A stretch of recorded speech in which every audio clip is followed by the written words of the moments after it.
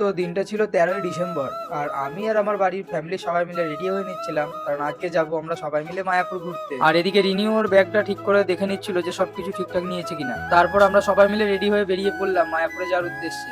তারপরে এখানে আমরা সবাই প্ল্যান করতে করতে যাচ্ছিলাম যে আজকে আমরা বাসে নয়, কোনো গাড়িতেও নয়, আজকে আমরা টোটোতে যাব। আমরা টোটোতে করে যাচ্ছিলাম আর ভাবছিলাম যে বাসের থেকে টোটোটাই বেশি ভালো। তারপর আমরা দেখতে দেখতে পৌঁছে গেলাম সরবগঞ্জ ঘাটে। তারপর সরবগঞ্জ ঘাট থেকে আমরা সবাই মিলে 3 টাকা করে প্রতিজন টিকিট কেটে নৌকায় করে চলে গেলাম ফেরিঘাটের উদ্দেশ্যে। তারপর ফেরিঘাটে এসে এখানে স্নান কমপ্লিট করার পরে আবার উঠে পড়লাম নৌকাতে। তারপর নৌকায় উঠে চারিদিকে ভিউ দেখতে দেখতে চলে গেলাম মায়াপুর ঘাটে। তারপর এখান থেকে টোটোয় উঠে পড়লাম আর চলে গেলাম ডাইরেক্ট মায়াপুর মন্দিরের সামনে। তারপর মন্দিরে গিয়ে দেখলাম আজ অনেকটা ভিড় ছিল, কারণ আজকে ছিল রবিবার। তারপর আমরা ভেতরে চলে গেলাম আর খাবারের কুপন কোন দিকে পাওয়া যাচ্ছে সেটা খুঁজছিলাম। তারপর আমরা কুপন কাটার জন্য ভেতরে যাচ্ছিলাম আর এদিকে মন্দিরের ভিউ গুলো দেখতে দেখতে যাচ্ছিলাম। ব্যাপারটা হলো যে আমরা যখন মায়াপুর পৌঁছেছিলাম তখন দুপুরবেলা হয়ে গেছিল, তাই মন্দিরের সব গেটই প্রায় বন্ধ ছিল। তারপর এখান থেকে আমরা যে প্রসাদের কুপনটা পাওয়া যায় সেটা কেটে নিলাম সবাই।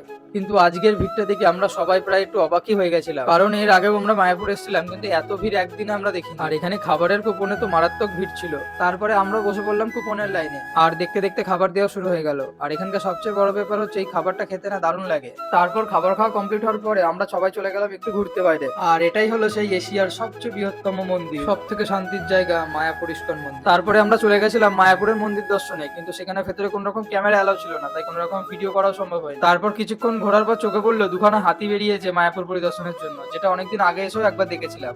তারপরে দিনের শেষে মায়াপুরের চারিদিকটা ভালো করে দর্শন করে আমরা আবার রওনা দিলাম বাড়ির দিকে।